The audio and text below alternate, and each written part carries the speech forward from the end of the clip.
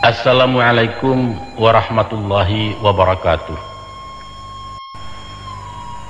Kami dapat kesempatan menampilkan sebuah paket spesial, yaitu ceramah adat Minangkabau, dan kami beri judul Kepribadian Minang. Kalau salarui salam menangko, kami datang menemui para penggemar cerita-cerita drama nan batemakan adat dan agama. Maka kini kami mencogok jo bantu ceramah. InsyaAllah dengan versi baru ko, kiranya pesan-pesan balerong akan lebih luas dan mantap mencapai sasarannya. Dan seandainya masyarakat menghendaki, maka serial berikutnya akan menyusul secara berkala. Akan kami cuba mengangkat permasalahan sampai di mana peranan adat dalam pembentukan pribadi manusia Minang, dia secara perorangan ataupun secara kelompok. Tentu saja sampai bate-bate nan mungkin dan patut kita jangkau. Nusana penanganan kami hormati,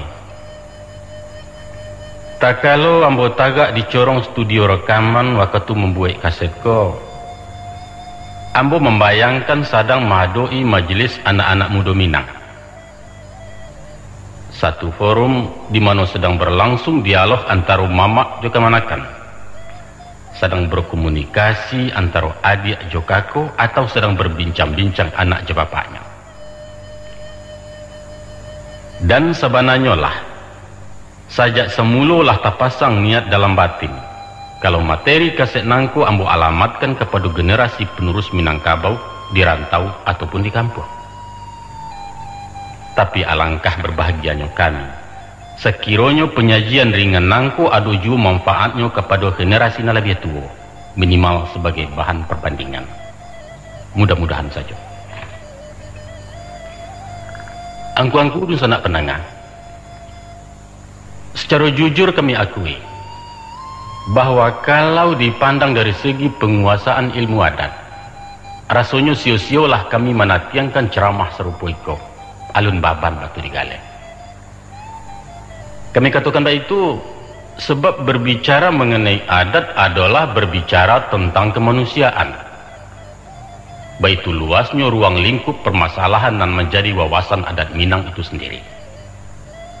Tidak saja kultural, skopnya mencapai bidang sosial, bidang ekonomi, politik, agama, hukum dan lain sebagainya. Terlalu kompleks memang.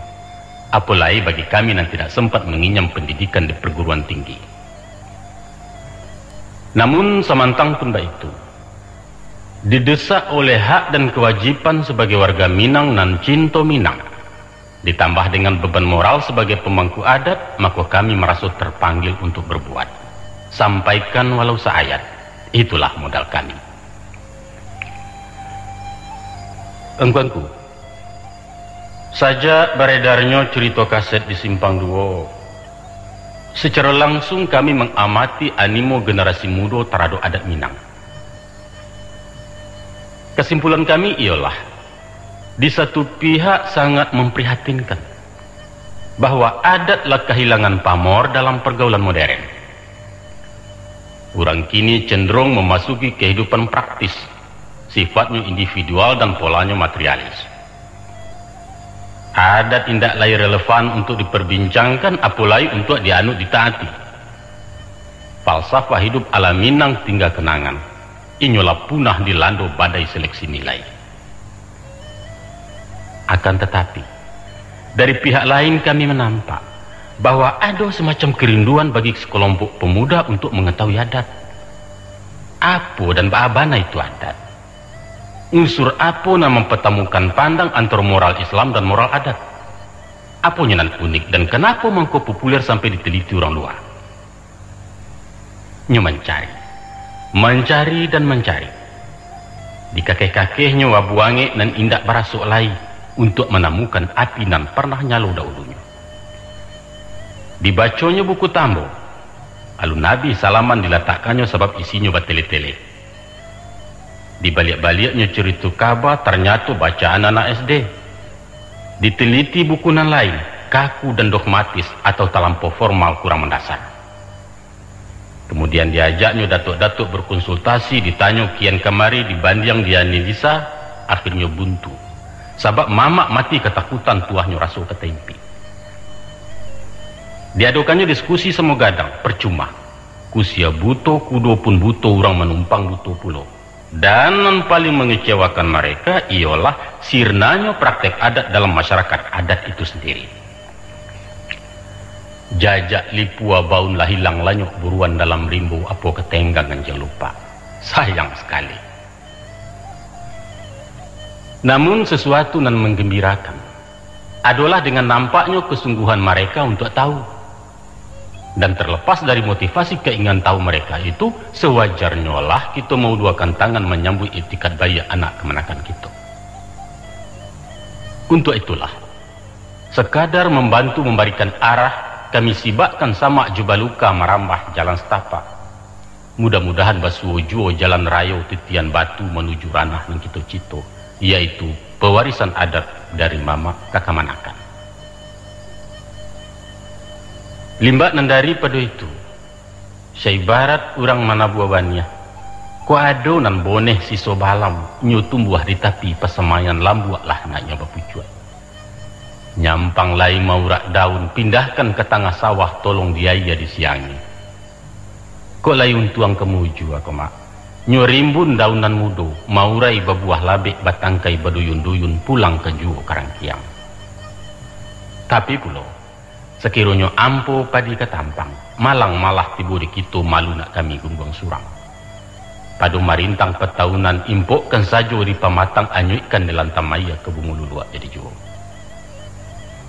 Kemudian kepada angku-angku nenek mama ahli adat, langkuk serato cedek pandai, urang nan arif cendokio ambo bemohon. Baringan mama menyapu jaman agua.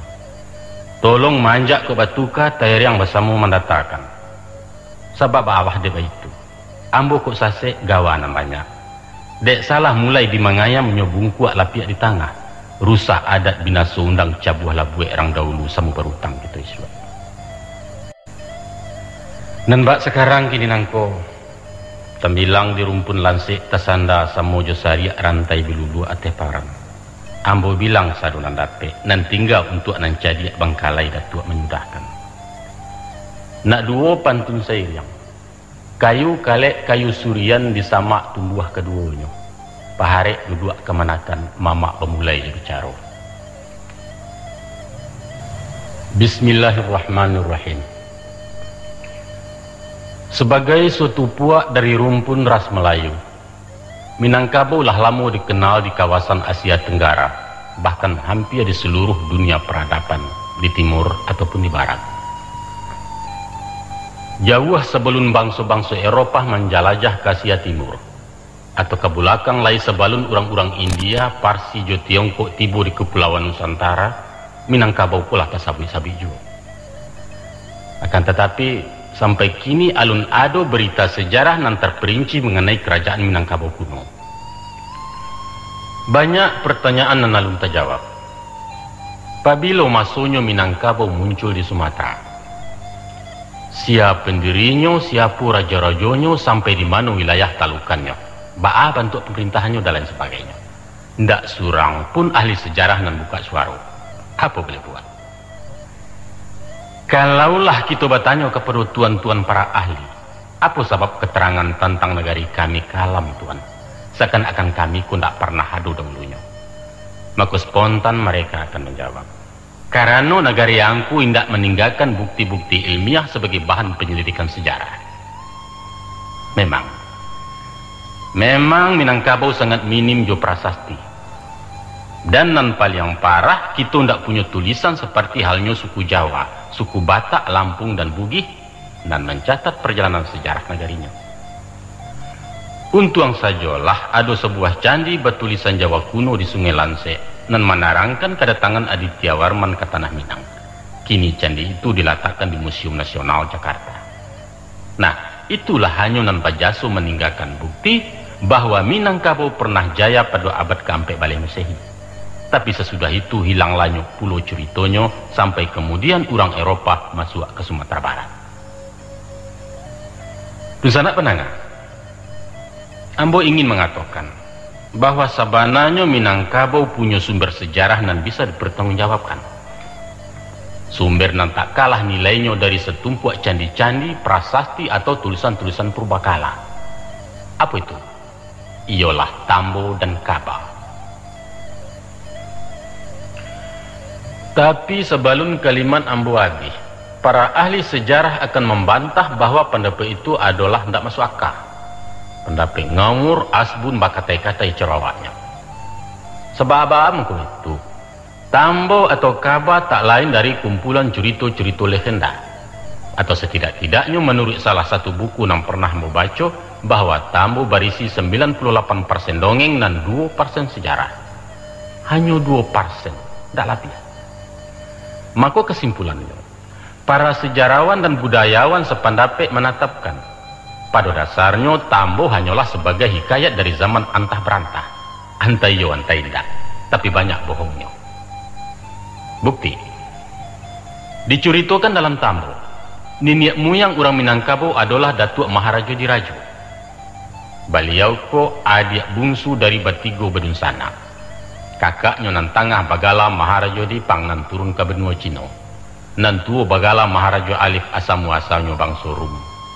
Ayah mereka adalah Raja Iskandar Zulkarnain bin Zihis alaihissalam nan dikawinkan bidodari dalam serugo 7 pangke. Sedangkan Zihis alaihissalam ko adalah salah seorang anak Adam dan kurang asuh sampai puluh. Itu kisah dalam Tambo. Nah, kini timbul pertanyaan. Apabila orang Minang kenal Jodabi Adam, di mana tahu kalau bisa rubu ada bidodari? Dari mana datangnya kata alif sebagai huruf awal dari abjad Arab? Sudah pasti informasi semacam itu mereka terima dari pelajaran agama Islam.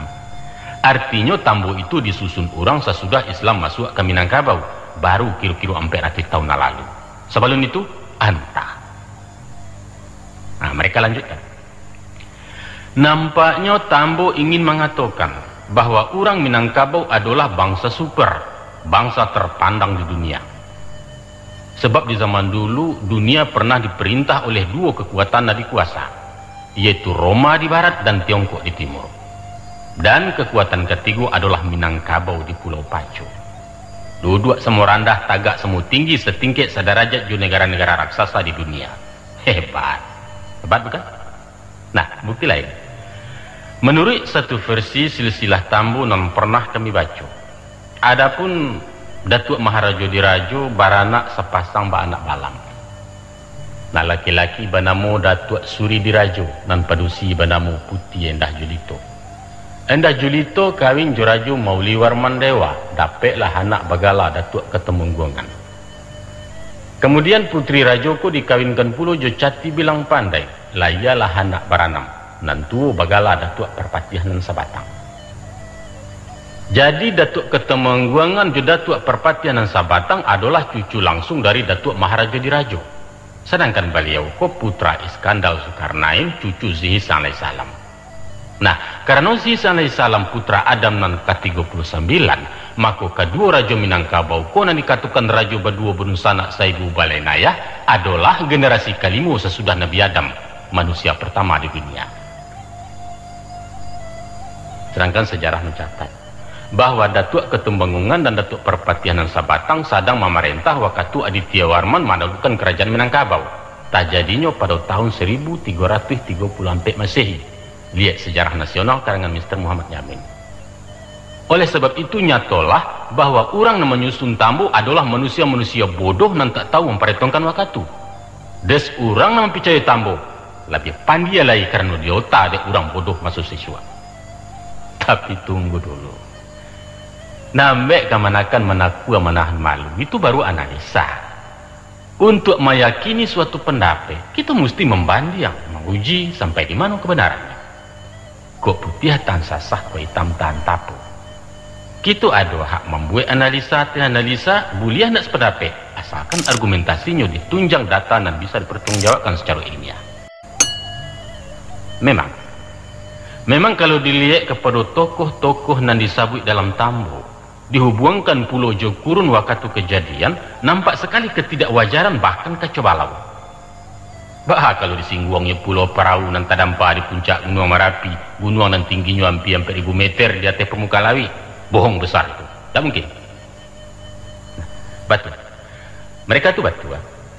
Ambo katakan batu, karena orang membaca nan tasure dalam tambo, tapi ndak arih jon nan tasire. Nang kene rusak kemenakan. Walaupun kita alun dapat menunjukkan kepastiannya, namun membohongkan seluruh isi tambo atau 98% cerita khayal, alun dapat itu terima. Sebab siapapun tahu bahwa tambo adalah hasil karya sastra tertua di Minangkabau. Ini merupakan kisah yang diwariskan dari generasi ke generasi melalui penuturan lisan. Sesuai dengan perkembangan, maka gaya bahasa penyampaian dan versi ceritanya mengalami perubahan-perubahan, tapi bobotnya tetap. Sesudah orang Minang mengenal tulisan Arab Melayu, barulah dibukukan. Maka seharusnya lah, kalau nak mendanga atau membaca tambo, mesti tahu jo bahasa tambo. Mempelajari Quran mesti tahu bahasa Arab, paham jo nausarah, menguasai ilmu bayan, mantik dan ma'ani. Baik tujuh mempelajari tambo. Harus paham jo bahasa Minang kuno. Bisa menguraikan rumus-rumus dan kode-kode terselubung dan penuh teka-teki. Tanpa itu omong kosong sama sekali. Perbenaran kata yang dipakai dalam tambo adalah kata-kata klasik, sifatnya semu kabua, atau dikatakan juga kata klise, kata bayang, kata bamisa. Kalimatnya kalimat bersayap dengan 1000 makna. Maka tanpa menerjemahkan dan kemudian mentafsirkan menurut pengertian yang diisyaratkannya, maka tambo hanyalah merupakan buah khayal dari manusia-manusia bodoh. Kini sianan bodoh. Orang yang mengeluarkan kode porkasko nam tele atau orang yang menakut nam pandia. Sia. Tapeklah peribahasa orang Minang. Usah diarok kan nampak putih dalam bunga kalau bukan mata batin nama main. Untuk itu dibutuhkan kearifan dalam mempelajari tambo. Kakehkan nanta lamun, kambangkan nanta lipek, baco nanta sirek. Sebab isinya kalau dibalun sebelum kuku, kalau dikambang selebalam. Patut kita pertanyakan kini, apakah yang dimungkasui dengan keturunan Iskandar Zulkarnain adalah anaknya secara biologis? Apa tidak mungkin bidodari hanya sebagai visualisasi dari putri tercantik umpamanya? Atau serugo sebagai lambang kehidupan glamor penuh kemewahan? Indak kau bisa dijangkau pengertian gunung segadang talua ayam mengisyaratkan orang yang datang dari Jawa. Lai kemungkin kata-kata mengirok kata langit menyatukan bundukan duang tabang ke udara. Ba kalau diartikan vakuasi, mengungsi atau pindah barangkali, atau gala bungkuak kepada rajo tiang bungkuak sebagai lambang orang yang tak jujur. Maka saderet pertanyaan dan alun terjawab tentang bagaimana, siapa, kapan, di mana dan lain sebagainya. Anda-andalah nan akan mempelajarinya dan menjawabnya. Usah dinantikan orang lain ke membukakan kunci kepu awak. Mereka hanya memandang dan nampak, membaca dan tasure. Akhirnya basuo katu indak jo katu antah. Nah, carilah katunan iyo atau katunan indak. Katukan katunan bone, bangkitkan batang terandam dan sampai lapuak dalam lunau. Kami tinggalkan karangko di kamanakan, sudahkan bangkalai mama, kayamlah pandan dan baturia. Itulah tugas generasi Anda. Silahkan dan selamat bekerja. Baiklah. Untuk sementara kita karek masalah tambo sampai di siko. Kita alih ke soal lain sebuah maraliah sinanjo. Dusanak pendanga kemenakan nan amba hormati. Kebudayaan adalah produk dari perilaku dan sikap mental masyarakat suatu daerah. Dan seni sastra nan tertuang dalam tambo, dalam kaba atau dilukis di bait pantun, papatah, bidal, syair dan ungkapan merupakan cermin dari perwatakan orang Minangkabau. Sesuai dengan kepribadiannya, orang Minang jarang menyatukan sesuatu secara gamblang, secara terbuka atau to the point istilah kerennya. Nah kalau itu orang awakku tidak praktis mada tua mungkin, tapi nan pasti orang-orang Minang adalah orang idealis, orang kayu dengan imajinasi dan mau utamakan rasu, sehingga malu dan tenggang menenggang dijadikan standar moral. Inyo mau kuat sesuatu nan nampak dengan nan tidak nampak. Di sekolah urek budi tertanamnya. Artinya pribadi orang Minang tertutup, batua, Makin jauh terlampaunya sesuatu, makin tinggi nilainya. Dan naluri manusia ingin mencari nanti sesuatu itu. Itu kehendak. Nah, kita teruskan kini.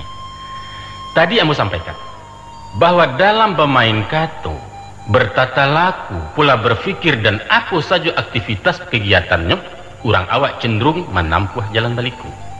Mari kita cari. Dalam batu tua umpamanya, orang Minang selalu mencontoh kepada alam. Mengatakan hitam disabuinya baro, putih dimisakannya tapuang, ampadu aratinya pahit tangguli untuk namani.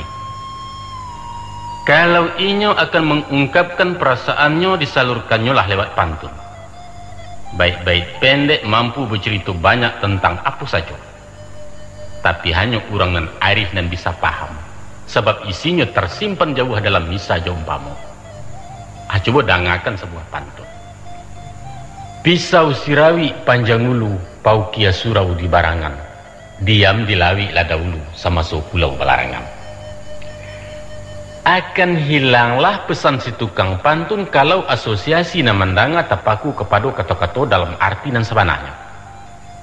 Fungsi lawi jo pulau di siko hanyalah sekedar memberi kesan untuk menggiring lawan mengecek ke pokok persoalan.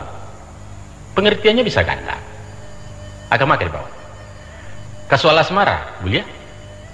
Hanyuilah buyuang jangan-nangan sebab si dia lah punya. Itu artinya tuh. Masalah ekonomi bisa juga. Manggagaulah dulu di kaki limu salamo toko alun tagagai. Oh, dibawa ke soal pendidikan cocok. Nyampang dah lulus si penmaru menganggurlah agak setahun. Masuk ke swasta berjuta piti mintanya. Malai. Ke politik itu nanjale mana? Tangguang kalah di Marcos tinggal di pengasiangan salamo si Kori berkuasa di Filipina. Aputalah kini. Kamake dibawa Jadi pantun Cako punya sasaran nan banyak dan luas, tapi isinya bisa disimpulkan dalam satu kata, yaitu prihatin. Itulah dan dibuka suik jadi kambang seleba alam di balung sabalun kuku. Coba banding jadi kambang seleba alam di balung sabalun kuku. Coba bandingkan kini je pantun Melayu. Bunyi pantunnya, dari mana datangnya lintah dari sawah turun ke kali. Dari mana datangnya cinta, dari mata turun ke hati. Tembak tupai, jalan ke suitnya. Ini mengecek hanya soal cinta, tidak bisa dibawa ke lain. Kemanakan? Kalau perumpamaan tadi membayangkan kemiripan, maka ada lainan paling rumit, yaitu menyatukan sesuatu dengan kalimat berlawanan. Contoh, biasanya tali nan kandua tajelo baleo-leo nan tagang bunyinya badan tendan tiang. Kini dikatakannya tagang baleo-leo kandua badan tendan tiang. Tak balik ya? Orang kalau mangguak tando namuah, kalau menggeliang tando anggan. Tapi disonsangkannya menyabui kalimat ko dengan mengatakan anggua anggak geliang namuah unjuk dan tidak berbarikan. Balik lain sudah dibaca. Baik tujuh ingi-ingi nan diateh nan di bawah ke maimpo. Duduk surang bersampik-sampik, duduk banyak balapang-lapang. Pandan dikarik cekop pagi lapiaknya sudah kalamari. Bapadi sejintan-jintan ko hujan kakak-kakakan ko paneh lingkuit-lingkuitkan secotok aram ko diayam labih mengkusiohkan dan lain sebagainya dan lain sebagainya. Ganji ya? Yo ganji. Tapi justru di sinalah seninya Minang. Seorang ibu akan bangga kalau anaknya dicecek orang. Buruaknya anak kau kok banci benar macam lihat. Kata seseorang kepada si upiak dalam gendongan mandehnya. Si ibu ko galak berkulum kegirangan. Tak bayang kebahagiaan di mukanya. Tahu kemana kan? Manga mangkunya nak berang anaknya cecek. Sebab mandeh si upiak paham kalau kata-kata buruak yang diucapkan muka suiknya memuji, bukan mainom. Buruak itu artinya rancak. Ya kan dia nak? Seorang mamak berang ke kemanakannya dan tindak bersitinah di mukurami. Sambil mangguang-guang ketek si mamak berkata. Ya sebenarnya rancak karangayang tu. Acok-acok ulang di sanang hati dan ceria. Si kemanakan menakua ketakutan karenanya tahu. Rancak yang dikatakan mamaknya artinya buruak. Menyuruh acok-acok maulang maknanya usah dipabuik jua lain kali. Aneh memang bersuawak. Patut orang kau mengatakan padang bengkok. Kalau kemenakan bertandang ke rumah orang lantas dibasoi makan, jangan muah. Sebab berkemungkinan tuan rumah tidak punya persiapan apa-apa. Walaupun latih guari tidak basuh jenasi, katakan saja kanyang. Beruto tu mada tua, yo beruto. Tapi beruto kan berdosa. Beruto sama cemiko tidak berdosa tu. Ambo tanggung jawab.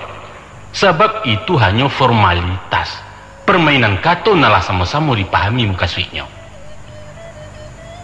Kalau Wang Kuaji menyuruh orang sembahyang, maka beliau bukanlah menyuruh menyembah dewa, walaupun hiang itu artinya dewa. Sembahyang, sembah dewa. Seorang anak panggung tidak akan menjadi murtad kalau ia memerankan tokoh orang kapia. Tuhan tahu kalau si pemain itu berpura-pura. Itulah gambaran perwatakan orang Minang lewat dialog. Dan itulah identitas kepribadian Minang. Akhirnya kita silau pula dalam wujud gerakannya. Silek umpamanya. Sebagaimana kita ketahui bahwa ilmu bela diri nan sedang berkembang kini, apapun namanya dan dari manapun datangnya, adalah jurus-jurus nan mempunyai sasaran jaleh. Lapak makanan kaki main kumpu jo karate. Hampeh dalam judo baradu tulang rang bagulat atau cukabo lago kalau boksen. Tapi bukan macam itu dalam silek Minang. Orang Minang basilek ndak basinggongan doh. Tapi tahu nan manang jaleh nang kalah. Dilaya tagak bajaraan batin di dalam bakuampe. Kalau lawan marantang kida inge-inge tangan nan suok bemungkasui. Apabila orang tagak itiak digantuangnya kaki sebalah, maka usah tagak alih di muaronyo badan tang kusek kena tumi. Tapi agiahkan sandiang badan umpan jo tapak tangan orang berpikir memasuai. Dalam peraturan IPSI, lawan nan rabah dia tong kalah. Tapi hati-hati jo silek Minang. Ada kalonyo lawan sengaja marabahkan diri sebab gerakan di bawah lebih lincah, posisinya kuat. Silek awak pendapat tenaga bana. Pada hakikatnya bacakak bukan mahadu tenaga tapi mahadu tak. Mengandalkan tenaga tanpa perhitungan sama saja je bunuh diri. Orang bisa memanfaatkan kekuatan lawan kalau posisinya menguntungkan. Kian darih tenaga tibo tambah gadang sensarut. Makanya kekuatan silek Minang tak letak di langkah hampe. Kasuok mencari aka, kakida menjaga jarak, ke belakang menyerang umpan, ke mukul langkah memutih. Hikmahnya, sekali orang berniat jahit, sabar. 2 kali nasihati, 3 kali bersiap-siap, cukup ke ampe sosok. Selisih hendak dicari bertamu pantang ilakan. Jadi kesimpulannya, dalam falsafah Minang, menyelesaikan sesuatu persoalan bukanlah dengan otot, tapi dengan otak.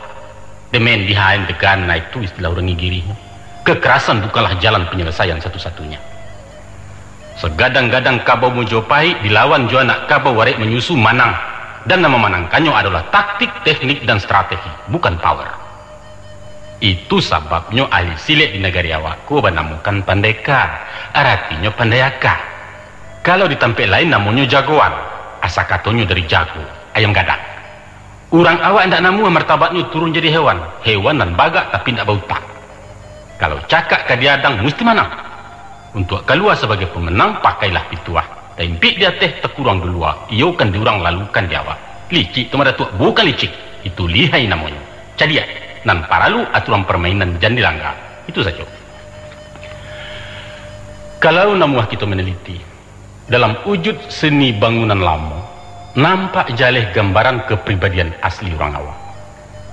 Gaya arsitektur rumah gadang banyak bercerita tentang sifat tabiat penghuninya. Sejak dari teknik dan menyimpan rasio kekuatan, taruh kepada penghematan bahan, keharmonisan komposisi, dan tentu saja segi keindahan diutamakan. Kita mulai dari lokasi. Bahari-hari bahkan berminggu-minggu orang mendatangkan perumahan. Lah samparono data baru ramuan pakayu dikarik-karik untuk kemudian ditagakkan. Apa maknanya tuh? Kita diajar untuk pandai meletakkan sesuatu pada tampaknya di proporsi yang tepat. Itu bahasa modern. Kok tagak-tagaklah di data, kok berjalan di naluri wakato di nambana. Jujur, objektif, dan bertanggung jawab. Waktu maramu dalam hutan, orang tak memilih kayu sedang berbunga. Sebab nanti di malah jadi rumah ketabuak-tabuak ulah dek kumbang. Mungkasuknya hati-hati memilih kawan, apalagi mencari pemimpin.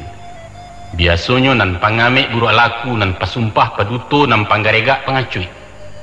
Coba tanya orang paburu. Kalau wakile buluan yang jarang sampai di bangkai. Memilih durian jangan tajam duri, isinya tipih lemaknya kurang. Tukang dan ahli tidak pernah membuang kayu doh. Nan panjang diambil untuk paran, nan singkek diambil ke anak janjang. Nan gadang jadi rasuak, nan ketek ke pasak tiang. Nan buletnya jadi tunggak, nan tipih ambil ke papan. Bahkan nan bungkuak pun para luju paguno ke kasau lawa di gonjong. Pendeknya ndak adu kayu nan balabia. Jendela rumah rapek dan lapang-lapang. Iko selain dari untuk kesehatan juga suatu isyarat bahwa orang Minang berpandangan luas, lapang kilo-kilo. Inyo ndak boleh terpandam di lingkungan dindiang sampai sagi, tapi meninjau jauh ke muka untuk mencari peningkatan hidup, struggle for life. Di bawah pintu nan lebar tetagak tanggo sampai turun. Silahkan keluar rumah, pailah kerantau orang. Tapi jalan selangkah maduk surui pinang sebatang ke pedoman buyuang pulang isuan. Karatau madang di ulu babuah babungo balun, marantau hujang di ulu di rumah baguno balun. Kalau nak menjadi orang baguno, tinggalkan kampung sementara. Nanti kalau lah sarek kepalo jo pengalaman, lapan muah dado jo iman saku jo pitih bagasaknya, maka pulanglah. Bangun kampung di nagari, bina adat jo agamu, ciptakan masyarakat sejahtera di bawah ridha Allah. Banyak sungguh ajaran nan terkandung dalam bentuk jogaya rumah gadang kemenakan. Alun pulau kita kaji apa maknanya atau ijuak dan basusun samu maunjua batulang juli disaga. Lantainya lantai pelupuh nan pacah hendak bersibak. Sasaknya bajalin bakulin dan rangkiang hendak berjanjang, kemuniang di sudut laman pudiang ngamih balik bertimba dan lain sebagainya dan lain sebagainya. Namun nan penting bana dipahami adalah pendirian dan prinsip dalam hidup. Kalau dikana dipikir-pikir, sebagian besar wilayah Minangkabau terletak di kawasan pegunungan, di dataran tinggi rawan gampu. Tapi jarang rumah gadang dan rabah ulah di gampu dan mahoya, malah rumah batu dan sapuk-sapah. Apa sebabnya tu? Sebab nan pertama, tunggak-tunggaknya terletak di sandi batu picak. Kemudian setiap pertemuan kayu dihubungkan di punco dalam pemaitan dibantu ju pasak dan guyah makanan toko. Maka nyampang di suatu masa datang gampo nan sadaro, nyotibo hujan nan sadabak mengamuk ribut dalam badai. Maka rumah baguncang hebat dihampir kekuatan dari luar. Di saat suasana gawat ikolah bamainyo tunggak di sandi. Inyo terpasu berpindah tagak sesuai dengan kanda urang. Tapi yang cukui kebijaksanaan tunggak saja menyelamatkan rumah. Kesado orkan rumah gadang mesti menari kompak menurut irama bunyi gandang. Di siko pasak pegununyo, kinilah punco dimainkan. Tula ansua mencari arah, elo suruh indak maurak dinaruni itu ketenggang. Nah, coba bayangkan. Apa nang kata jadi sekiranya tunggak talamun dalam tanah. Jopaku rasuak lakik ketiang tekabe arek paran ketunggak. Pendirian nan kaku membatu sifat egois kari kepalo jelas akan merugikan. Oleh sebab itu, di saat-saat tertentu sikap lentur diperlukan. Mesti fleksibel, luas dan toleransi. Tapi ingat, prinsip tidak boleh dikorbankan. Aiko. Walau tagak bapali yang tatap di tanah nan sabingkah, boleh dua bagi sasah di lapiak nan sahalai. Tapi kalau tunggaklah lapih dari sandi punco keluar pemaitan pasak indak peguno lain, alamat runtuhlah rumah gadang. Sekadar menyesuaikan diri, badayuanglah samu juarwi. Bahaya menyusuang arwih tapi juga usah tabawani. Silahkan roda berputar menurut liku-liku jalan. Nan perlu dijago, sumbu usah pindah. Kok tak paso masuk kandang kambing bebek lah. Tapi jangan jadi kambing. Bagurulah kepedulikan, biarpun diamnya dalam lawit namun dagingnya berpantang asin. InsyaAllah, ndak hujan nantak kata dua, ndak parang nantak keucok. Betawilah kiambang bak sembulo salapeh di dua kesubarang. Angkuangku dunsana dan kemenakan-kemenakan. Untuk melengkapi uraian kami tentang pembentukan pribadi seorang putra Minang, paralu rasonyo kita tinjau agak saketek tauladan nan simpan pada permainan rakyat di Minangkabau. Salah satu permainan anak muda nan paling populer sampai kini adalah bermain alang-alang. Tidak sama jadi daerah lain. Di siko alang-alang bukan untuk diadu, tapi batan yang rancak, basi gagah, basi tagak tali. Biasanya alang-alang nan lasa akan dijauhi orang. Suatu isyarat bahwa orang awak tidak gemar bercakap. Orang bagak nak mengandalkan buku tangan tidak dapat tampik di tanah Minang. Kok manang sifatnya sementara. Nan dicari adalah orang yang pandai mengabik jutali budi, bukan jutali badia. Nan merah ialah sagu, nan puriak ialah kendi, nan indah ialah basu, nan bayak ialah budi. Coba kita perhatikan. Tak kalau buluah kedirawi dipilih nambah sambilu di bawah buku ruehnya. Artinya berprinsip punya latar belakang pendirian dan kokoh. Tanpa itu sio-sio menantang angin. Kemudian lidih duku semu panjang. Ditimbang-timbang semu barek baru dibantu kapak-kapaknya basangkuikan di batang lurus.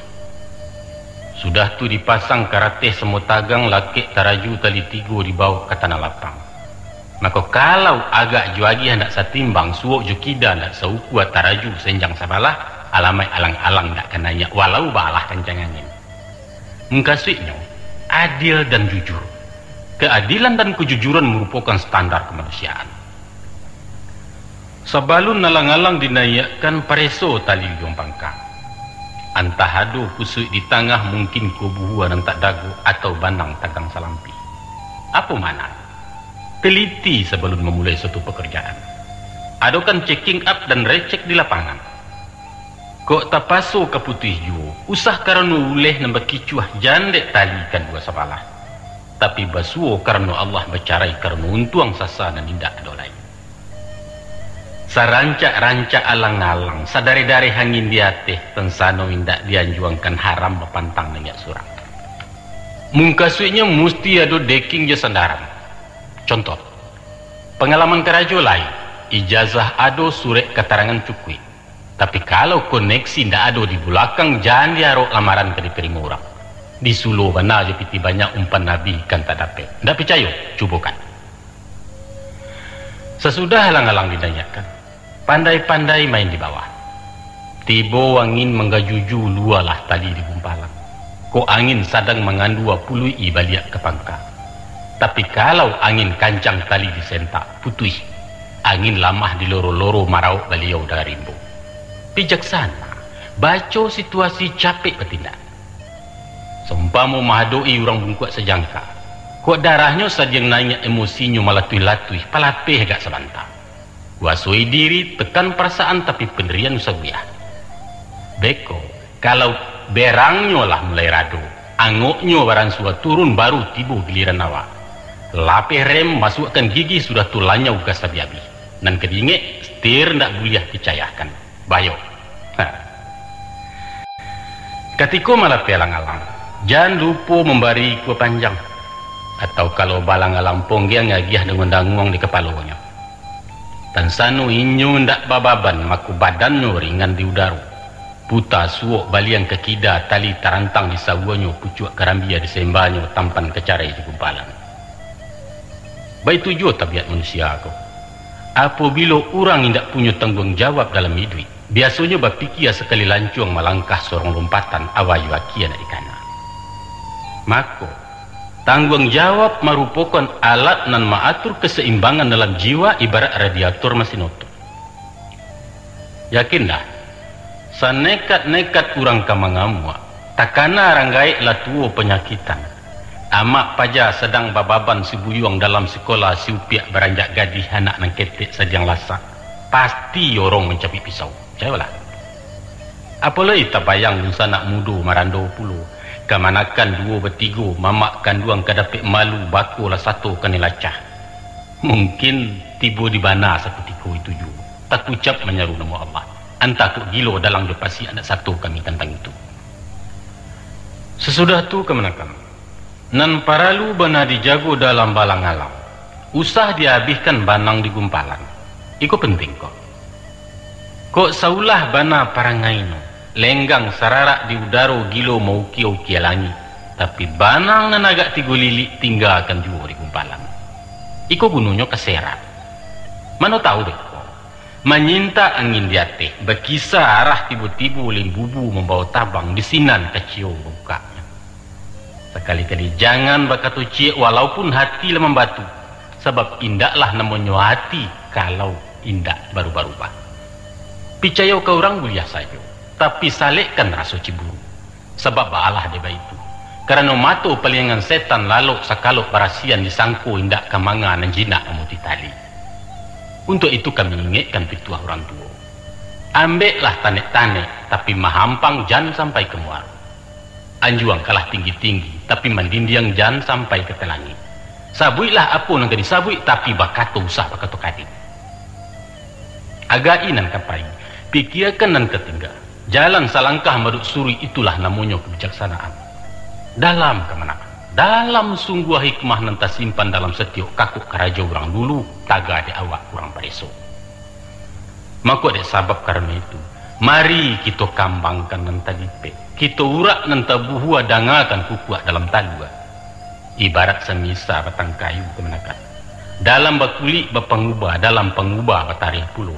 Maka kok lai pandai mengubah kulit nan di luar, di sisi pengubah nan salampi, di sinan basuh tarih intinya. InsyaAllah, kalau le rajin baguru ke alam nata kambang yakinlah, indak kepadam suluah di tangan, indak kasasik hilang arah Allah membimbing salamun. Mudah-mudahan. Dunsanak dan kemenakan pendengar sudah menjadi kodrat alam bahwa suatu nilai akan berubah. Inyo akan selalu bergerak dari satu titik ke titik lain. Kadang-kadang malanti yang jauh dari pangkanya ada kalunya berputar mengitari titik awal dan acuk bananan balik pulang kasanya. Baik itulah hukum dan balaku dalam tata nilai kebudayaan dan baik itu juga kebudayaan Minang. Pola berfikir, gaya hidup, sistem sosial secara basiansu akan bergeser dan senantiasa akan bergeser menurut prosesnya sendiri. Nah, kini proses nilai budaya Minang itu sedang berlari kancang menuju modernisasi. Nada saluang jorabak nan lambok mendayu-dayu lah hilang dalam hirup pikuaknya irama rock. Gerak lenggang putri Minang nan terkenal lemah gemulai digantikan oleh gerakan mantap, dinamis dan serba gagah. Tumbuhlah tari kreasi baru dan tinggallah tari payung nan feminin. Ilmu bela diri dari Jepang lebih mendapat tampil di hati orang, sedangkan silik Minang dirombak ke tari rantak. Kari siak ndak laku lai, tali juga lalamu hilang apolai kelupak batu yang kini plastik nan pegunung. Mungkin saja tahun 2000 orang kamalamang di Paralon kemenakan. Tingkah bertingkah bunyi halu di saluang batu. Laso haya di bandar tajun memutar kinci batuka aja bunyi darun masih neler. Pada tila langka parian masuk museum cupak menjadi barang antik. Sampai kepada tabuah musaji pun dipensiunkan oleh mikrofon sebagai hasil teknologi canggih di abad kini. Ya, semuanya tinggal kenangan. Semuanya tinggal renungan. Sayonara buat Minang dengan segala kebekuannya. Dunsanak dan teman-teman. Apa nan tadinya dipandang elok, hari kinilah kurang elok. Barisuak makin tak elok, mungkin nanti bertambah buruan. Atau barangkali juga akan barulang menjadi elok, seumpamu barulangnya model Galembong menjadi Sarawak di kota. Mungkin, dan itu serba mungkin. Sebagai makhluk budaya nan tagak di garis edar modernisasi, kita satu taseret. Dan kalau ndak nemu pai tinggal surat. Ambo, Anda, kita bahkan siapapun orangnya mestikan yelo, setidak-tidaknya tak guncang mati di dalam keraguan. Secara sportif diakui bahwa kita kini sedang di simpang keraguan. Kita berada di jalur transisi. Sikon ikolah yang menyebabkan kita kadang-kadang menjadi munafik. Coba lihat. Kita membangga-banggakan rumah Bagonjong. Di mana-mana Bagonjong. Sajak dari gapura gerbang desa, taruh kepada kantor-kantor pemerintah dan swasta, hotel dan restoran, sampai pun gerobak sate Bagonjong. Tapi dima orang kini nan membangun rumah Bagonjong untuk tempat tinggal. Dima. Bahkan nan basuo rumah gadang lama diruntuh berganti di rumah batu. Kenyataan kan? Di kalangan masyarakat modern kini nangko, kita tamui beberapa sikap sumbang urang awak terhadap doktrin adat. Sikap nan mesti dipertimbangkan kembali. Antara lain, ada sekelompok orang. Golongan iko nampaknya ahli dalam adat. Pengetahuannya dalam, papatahnya lancar, penjabarannya padat. Pidato pesambahan ba'ayai dia isi tambo apa dimuncuang. Adat besani syarak besani kitabullah makasuitnya macam ko. Nan itu bak nangko, nan niko bak itu. Kalau di debat namuah batagang urelia dan ninyo mesti menang. Tapi kalau dibawa ke forum resmi beliau anggan. Boleh baraja, tapi berukun bersyarat bertandu berupu. Sadiukan bare secupak pisau sebilah berkain bahaya hitam dan lain sebagainya. Kesudahan timbul kesan dina muda-muda. Kalau mamak kita kusam pilih, ceke. Kesan menimbulkan antipati sama sekali. Taruhlah karena itu haknya. Tapi nan merusak bandang, ialah ndak nampaknya kebesaran adat di pribadi orang cedek pandai. Tutua kato, perilaku, karenah dan galagatnya menyimpang jauh dari falsafah adat dan luhur. Ndak sinkron antara perkataan dan perbuatan. Sama jo Tuan Sudong Ogranya ulama Belanda. Beliau alim tapi imannya kosong, amalnya ampuh. Beliau rusak dan merusak, hilanglah citra Minang di medan pergaulan umum. Itu. Ada pula suara ekstrim dan murtad. Kebanyakan dari kelompok intelektual. Katanya macam kau. Untuk apa Minang? Untuk apa adat-adatan?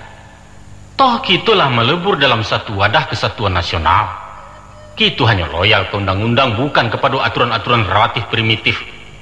Kampung halaman bukan hanya sabate umbak nabadabua ke Sikilang Ayabangi atau antara durian di Tekuk Rajo ke Sialang Melantak Basi, tapi antara Sabang ke Merauke. Seluruh suku-suku di Indonesia ku sama, kebudayaannya sama, kita sama-sama bernaung di bawah Garuda Pancasila. Namun beliau ndak berani menghapus sebagian kalimat di kaki burung Garuda itu. Cuba rubah Bhinneka Tunggal Ika menjadi Ika sajunan artinya satu. Untuk apa Bhinneka cantumkan? Barangkali inyo lupa bahwa Bhinneka nan lain-lain itulah nan dituangkan menjadi cie. Pengertian Bhinneka Tunggal Ika adalah yang banyak disatukan yang satu dari yang banyak dengan tidak menghilangkan identitas masing-masing. Begitu kan Om? Salah kaprah dalam pemahaman. Kemudian ada pula nan seulama. Beliau berpitua. Doso gadang mentaati ajaran adat. Adat itu buatan orang musyrik, orang-orang Hindu dahulunya. Sebagai Muslim kita hanya wajib berpedoman kepada Al-Quran, kitab dan mengandung peraturan hidup dan kehidupan umat. Tinggalkan adat kalau nak namuah menjadi kapian. Kebetulan ada seorang remaja yang bertanya ke Buya Agam. Katanya, jadi menurut pendapat ang, orang Minangkabau ko lah kapia sedualahnya. Wah, beliau berang bukan main. Nan dibangikannya dek karena dibawa ang tadi.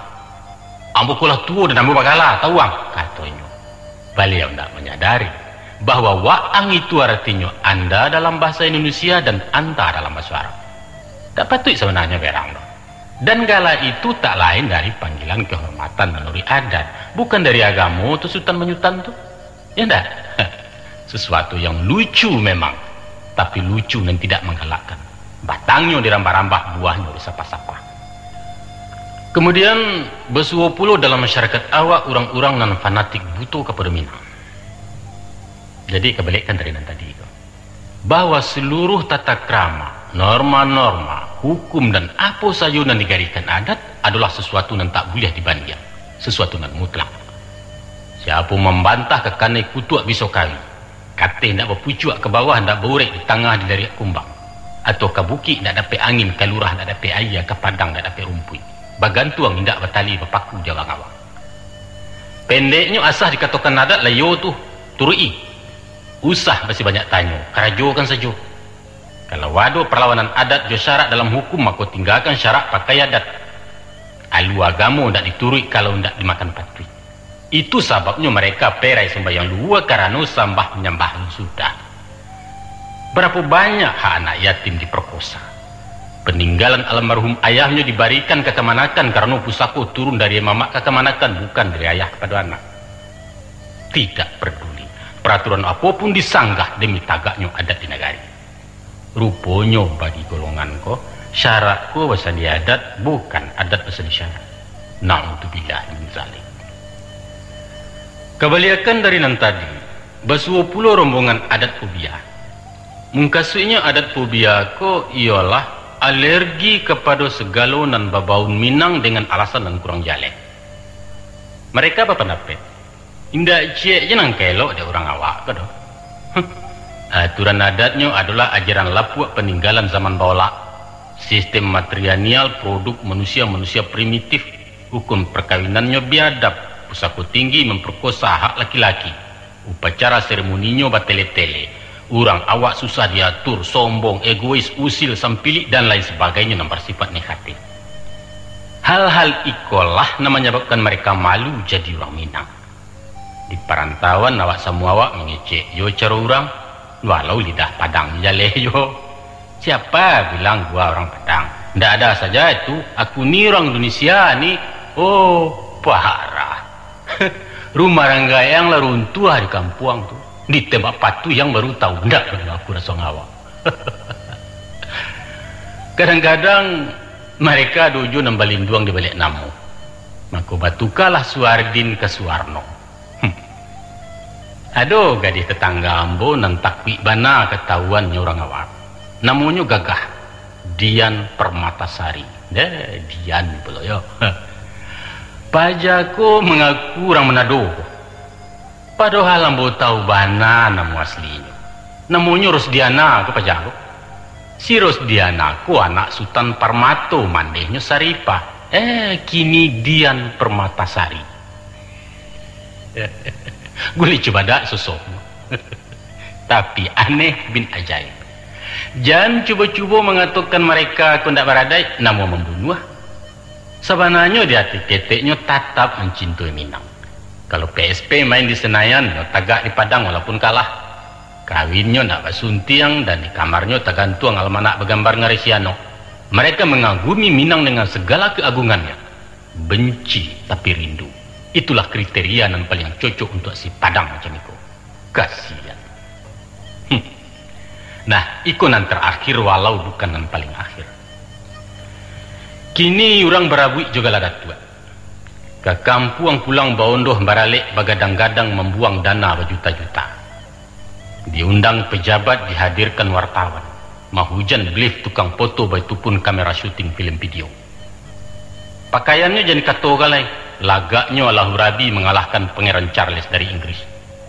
Letidainya pun menobatkan jadi bundukan uang. Tapi apa nanti jadi sesudah lapiak baguluang ke Manado? Tanpa sudah lapiak baguluang ke Manado. Tanpa batingga bapailah jorang kampung. Sebelum diketahuinya lantak supadan pesako tinggi, kenal pun alun jua anak buah rombo rakyatnya. Beliaulah cigin dan sedan menuju ranah perantauan. Tinggallah Minangkabau di Lampuk Kabui Rodauto. Tapana anak kemanakan mencelik pengulupai entah pabilo ke pulangnya. Apa sebenarnya yang dicari beliau kok? Tuah, kemagahan dan gengsi, lain tidak. Hanya sebagai pelengkap dari titelnya nan baliri di ujung di pangkanamu. Atau sekadar menunjukkan kepada koleganya dari Jawa bahwa beliau juga keturunan berdarah biru bangsawan tinggi dari Minang. Syukur-syukur saja kalau Datuk Kitoko lain melihat mengong warganya di perantauan. Tapi jangankan beliau ke Batandang ditandangi pun susah. Alun ke mampir ke rumahnya anjing di pagar menyala. Pembantu mencogok di balik kaca sambil bersorak. Enggak terima tamu, bapak lagi tidur. Oh, nasib. Diundang memperkatakan kampung, beliau sibuk seminar lokakarya. Nak berbincang-bincang soal adat, jangan dia roh. Jangankan kamu menyelidiki tamu, basuh awak pun beliau ndak habis. Keceknya bayi-bayi imbauannya papi atau om, bukan inyak sebagai lazimnya ke penghulu. Gawat, gawat. Laleso padi di malam kemenakan. Dun sanak kemenakan para pendengar. Dari seluruh kepincangan-kepincangan yang kita kutipkan tadi, dan menyebabkan rapuhnya kepribadian sehingga menjurus kepada kemunafikan, hanya bersumber dari satu faktor tunggal, yaitu ketidaktahuan kita tentang falsafah adat Minang secara utuh. Atau memang tidak mau tahu sama sekali. Itu saja. Adalah sangat ironis kalau kita tidak sampai kenal dengan sesuatu yang kita miliki. Macam mana pun kita punya gaya hidup sendiri, punya kepribadian sendiri sebagaimana orang lain punya cara surang-surang. Maka siogianya lah bunga daerah kita lambuak dalam memperindah Taman Kebersamaan Nasional. Bisiko tuahnya bangsa Indonesia. Sebagai warga Minang kita tetap berada dalam orbit peredaran budaya adat. Oleh sebab itu mari kita kaji. Atau mari dikaji ulang falsafah yang tersimpan dalam endapan ajaran adat itu sehingga kita menjadi insan-insan budaya yang konsekuen. Dan indak munafik tapi juga indak fanatik. Pada pokoknya adat adalah hasil konsensus yang diundangkan. Adat tak lain dari kumpulan arsip keputusan mufakat nan babuah sinta, buliah di palungga, buliah di pahare. Terkecuali hukum-hukum Allah nan absolut, nan babuah mati tidak bisa diagu-agu.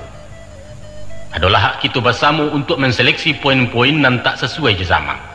Kitalah nan kemencuci membarasiahkan, kita nan kemanajin manareka sehingga kain menjadi bebaliak baru. Dan inyo akan baru taruh hendak kau usang-usang salamu kita namun memakainya. Itulah nan dimungkasui kain dipakai usang, adat dipakai baru. Mari kita tinjau bersama-sama, kita rubah, kita pugar, usang-usang dibarui, lapuak-lapuak dikajangi. Dan tentu saja menurut prosedur nan balaku, yaitu musyawarah dan mufakat. Bampala piak balayo dau, bayo iyo jemamak batido-tido joka manakan mencari bulik dan sagolong picak dan stapir. Kalau lah salun lah sapatui lah sapandang sekiro-kiro lah sangkit sejenjengan setanai salatakan, indah adole murai kebekicauran tiang kabadatiak baru di sinan cupak kita pakai. Barubahlah kini tapian di ayah gadang lagi dari dulu. Ayah gadang itu adalah kata mufakat. Makanya tolah kini bahwa kita tidak boleh mentafsirkan secara harfiah pepatah yang mengatakan adat nan tak lakang dek paneh nan tak laku ada ucap. Kalimat itu bukanlah memfatwakan adat itu kaku, mutlak, indak berubah. Bukan itu maksudnya. Tapi sabaliaknya. Nan lakang ditimpa paneh, nan lapuak dirandam hujan adalah benda mati. Batu menjadi rata dek paneh, bahkan pecah-pecah karena perubahan cuaca. Kono di pulau tunggu mati di tengah padang. Tapi kayu tagak, kayu hidup nan rimbun rampak ndak kalakang-lakang walau baalah pani hari dan indak kalapuk-lapuk salabi apapun hujan turun antah ke bumi labalipek. Apa sebab? Karena inyo hidup. Jadi sebagai kebudayaan, adat Minang itu hidup. Sesuatu nan hidup akan bergerak seirama dengan gerak perubahan lingkungannya. Nah, ko iyo adat lah dicici akan masuk. Nan ma menjaga. Adat awak buruak baa buruaknya. Tantang dima rusaknya apa nak dibarui. Ku ayah karuah kailia dima ku gajah menuju barang. Cuba diusua di pareso di tapak jalan kaulu entah pematang malah tabat. Atau mungkin juga dikatakan pajan tak panggala awak menjujai dan tak pandai. Oh, ke dikatakan adat kita rancak tunggu barancak. Mungkin dek silau kilek kacau disangko intan bakarang diuji ditulak tukang. Lain ndak kata kicuah. Allah yakin bana ndak kau nyasa. Kemanakan sidang pengajian. Dalam menerima ajaran syarak, kita bersifat sami'na wa ata'na. Didanga, kemudian dikarajokan. Tapi dalam menerima ajaran adat, tarimo dulu juga tuantah. Sesudah didanga, dinokkan, ditimbang, dibandiang-bandiang, disimak, dikaji-kaji. Mesti ditampi, diindang tarikh, dipilih hatah, ciek-ciek, bersisiah, barih judadak, disinanlah baru dilapatkan. Kata yo atau kata indah. Silahkan manggua atau menggeleng, silahkan menilai, karena itu adalah hak asasi anda yang tak bisa diganggu-gugat. Jadilah angku-angku dan dusanak-dusanak penanga. Dek pita bagu luang taruh kue, dek masuk bapu tayu. Rupanya ibarat berjalan lah nak tibu di perantian, bakato lah nak sampai kesudahan, maka tujuh nak memisahkan. Hanya itulah saja yang dapat kami hidangkan dalam kesempatan ceramah kini nangko. Semoga apa-apa yang kami sampaikan tadi berguna dek orang yang mendanga, bermanfaat dek ambo yang menyampaikan. Sekadar itulah sumbangsih kami. Kata nu cinta judun sanak keganti pembelih kasih tanah Minang yang mengadangkan. InsyaAllah akan kami susulkan sambungannya pada produksi yang akan datang. Mudah-mudahan. Akhirnya sebagai penutup, tarimalah salam dari Balerong. Banyak siriah di tengah balai, sakitu saja di caranu. Banyak orang yang jadi pandai, sakitu saja dari ambo. Tak lebih atau kurang dimohon maaf. Wabillahi taufiq wal hidayah. Wassalamualaikum warahmatullahi wabarakatuh.